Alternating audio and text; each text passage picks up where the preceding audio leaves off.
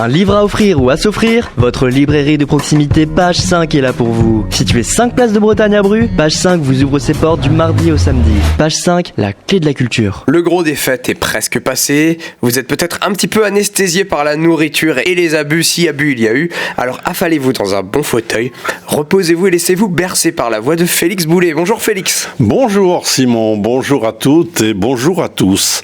Alors, j'ai quelque chose à te dire. Oui, bien sûr, j'ai toujours quelque chose à dire, mais là, c'est surtout le titre du nouveau roman de Carole Fives, paru chez Gallimard à cette rentrée littéraire de l'automne 2022.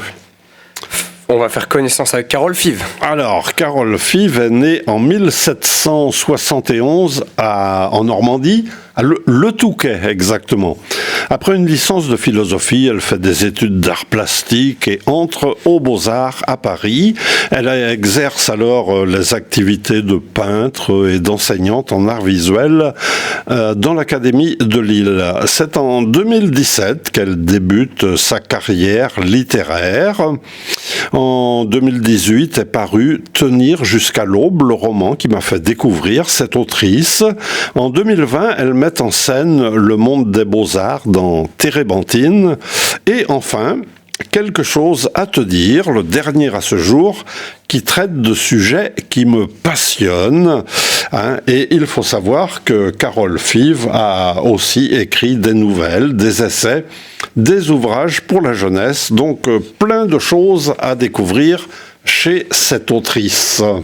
Alors, tu m'excuseras si la formule est lourde, mais qu'est-ce que Carole Fives a à nous dire dans quelque chose à te dire? Alors, avant de commencer de parler de ce livre, je voudrais lire le premier paragraphe. Elsa Feuillet admirait Béatrice Blandy. C'était une écrivaine dont elle pouvait relire les romans chaque année sans jamais se lasser.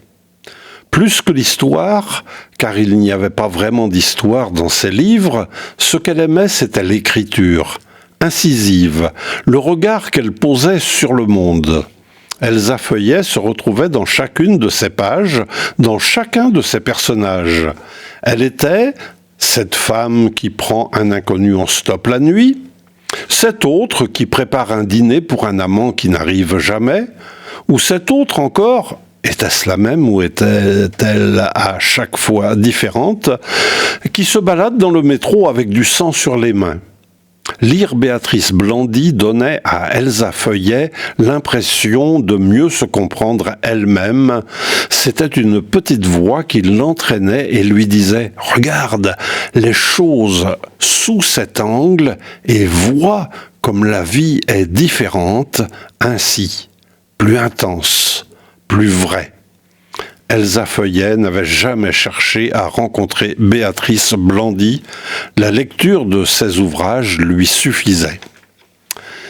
Mais alors donc ça c'est le tout début du livre. On apprend très vite que Béatrice Blandy, cette autrice, objet de l'admiration infinie d'Elsa, est morte d'un cancer foudroyant.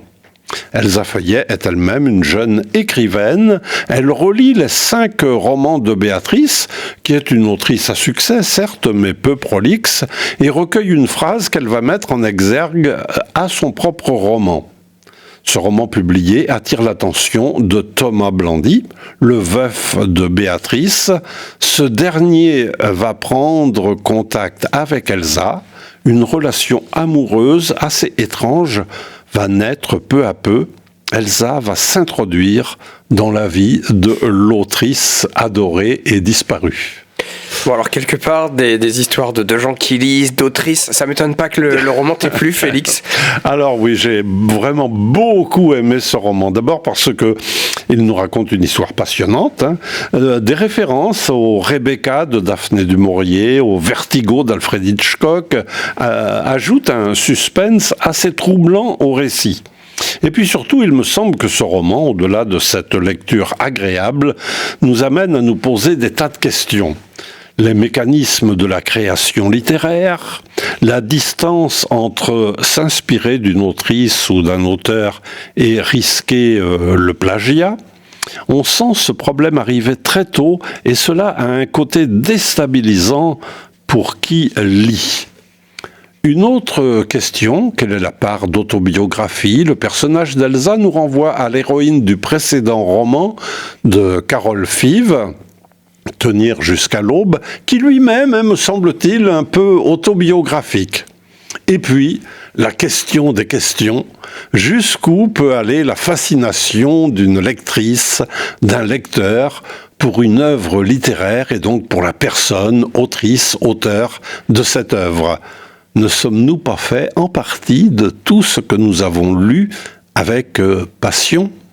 D'ailleurs, je commence moi-même à être un peu fasciné par Carol Five, j'avoue. Voilà, donc pour un avis complémentaire, je vous invite à découvrir la vidéo d'Élise, notre bibliothécaire, sur le site de la médiathèque de Guichen. C'est une vidéo qui a été postée en octobre 2022. On vous fait confiance à tous les deux. Je ne doute pas que Carol Five, quelque chose à te dire, soit une recommandation de bon goût. Je pense, oui. Je pense. Merci à toi, Félix.